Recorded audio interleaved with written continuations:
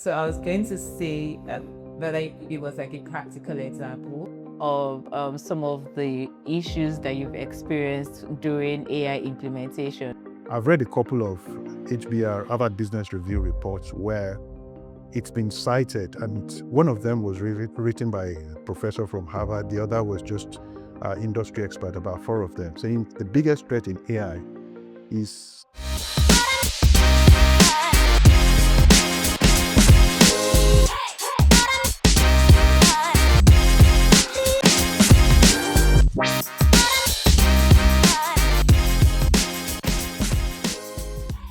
Hello, everyone. Hope you've been having a very nice day so far.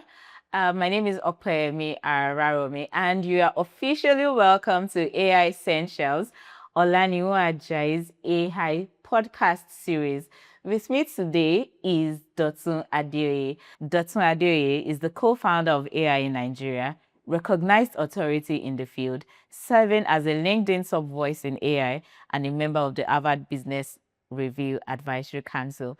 You're welcome once again, sir. It's a pleasure to have you here today. Thank you. How was your trip here?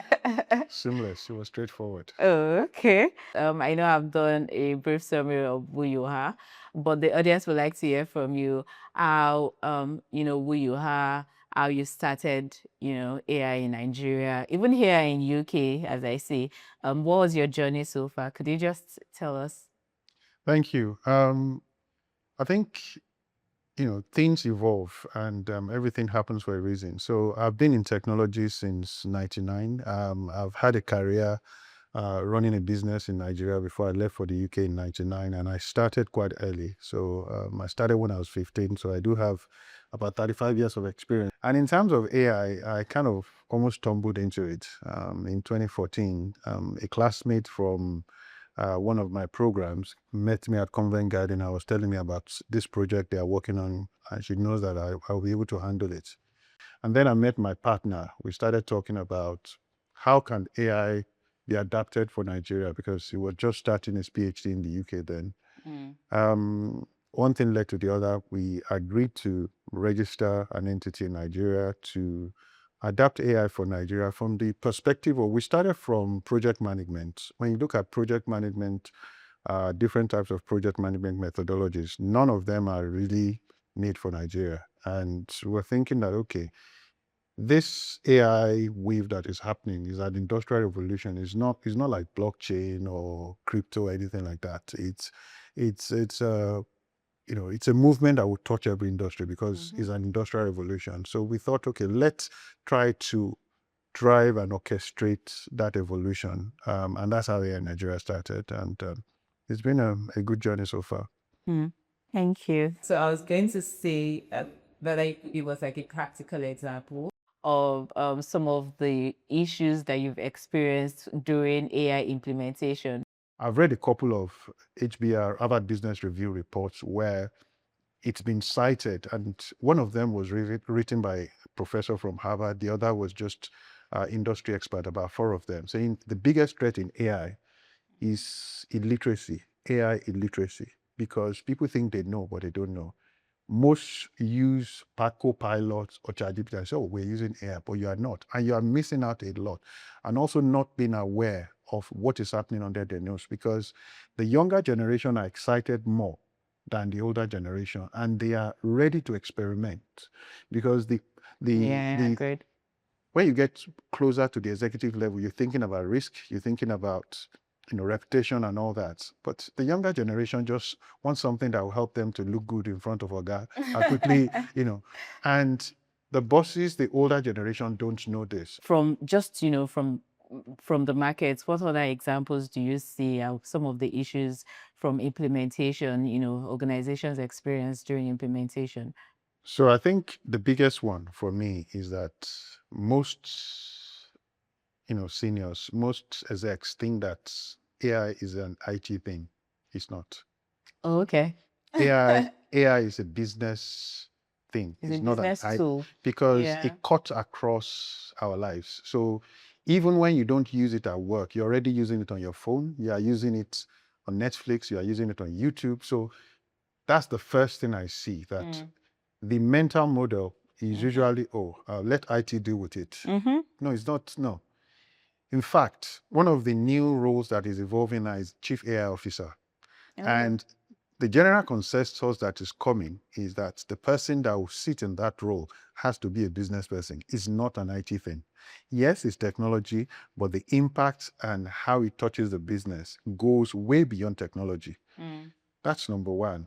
The second one is that, you know, which correlates to that because it's been treated as a technology thing. A lot of companies are thinking about the functional effect. They're Mm-hmm. not thinking about the people element. It's a Mm. people thing because it would touch the employee. So you may have scenario where certain roles may have to be converted, certain roles will be closed down. Some of the seniors will be touched where automation will take their job. It will create other roles. So there has to be that, element of understanding is a people thing, which leads to the third thing, which is it's still technology. Yes, even though it's an unusual type of technology, it's not just technology, it's an industrial revolution. So Yeah. change management has to be very focused. Mm-hmm. So I'm not seeing AI change managers, and that worries me. Thank you. So my next question is, considering where we are in Nigeria at the moment, there's no regulatory framework in that sense. Maybe the best that we have is there's an AI bill in the House that is still going through readings that is yet to be passed. But many organizations are now adopting AI. Case in point, Olaniwa Ajayi. But for an Olaniwa Ajayi, even though we know there's no regulatory framework, we try to have policies to ensure responsible AI use. We try to be transparent in disclosing to our clients and the rest. But aside what we do, what do you recommend for people? We probably do that because we are lawyers and we know what our clients would like to see. But for people who adopt AI, what do you think they can do when adopting AI such that they are using AI responsibly? There's no regulatory framework, so nobody is holding them as it is now. So what are the steps, what are the practical things that they can put in place to ensure responsible AI use?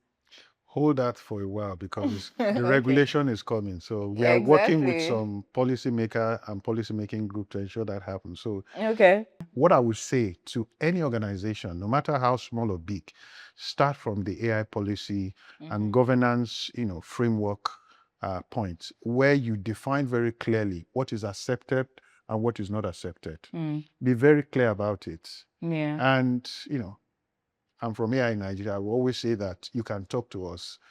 We will always be able to steer you. Even one thing we do, especially from a foundation perspective, we give pointers. Even when you're not going to use our service, we always tell you what's the best way to go. But in your opinion, what would you say that if you see in an organization, you say this company is responsible, this is responsible AI use? What are the things that once you see 1, 2, 3, 4, 5, you've picked it? Oh yeah, okay. Responsible AI use. Yes. Are you trying to tell me you're using AI No, I'm responsibly? asking. No, I was I was just Because you using mentioned I was OALP. just using the help you as example. So I think one of the first thing that will pop at you is explainability. And Mm. if you're explaining upfront before being asked, that's a telling sign that okay, Yeah. there is a process to this. So Mm-hmm. if I go on your website and you are telling me in your terms that certain things are being used to train models and all that, straight away that jumps at me. You don't need, well, quote unquote, you don't need to tell me if you are being rogue, but being responsible, you should tell me. But not everybody is sort of explaining their action and telling the data subject, what they are doing. But Mm-hmm. if I come on your website, I see that, and you also tell me that you have an AI, things like that, just explaining how you are Yeah. using AI, that straight away, before I even get to the other things, shows me that, okay, you're on a journey of being responsible with your AI usage. Hmm. Hmm. What would success mean to you in the AI ecosystem? There will be two things. I think the first is to see more Nigeria product that are very Nigerian. That's number one. And see more experts who are actually practitioners, who are not ChatGPT experts, because they are two different things. Hmm. And the difference is, um, ChatGPT will give you information, But when you develop yourself, you have thought leadership, you understand it. Thank you so much. I can't wait to reach that place called success as well. And I really can't wait for the Nigeria that we all dream of, particularly in the AI ecosystem. Thank you so much for your time, Mr. Dotun Adeoye. It's been a pleasure. Thank you to AI in Nigeria for this opportunity. We hope you've had a pleasant session with us as well. Thank you.